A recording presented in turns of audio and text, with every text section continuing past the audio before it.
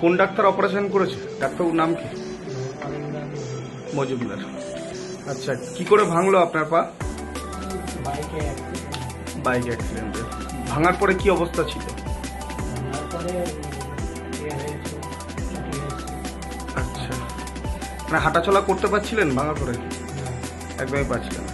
এখন কেমন আছেন? আচ্ছা, পা ভাঁজ হচ্ছে মোটামুটি? ওই একটু দেখান ভাঁজ করে।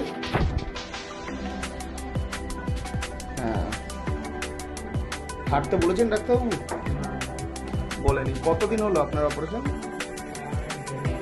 1.5 মাস। কতদিন পরে হাঁটতে বললেন? 2.5 মাস। এখন আগের থেকে ভালো আছি। ঠিক আছে।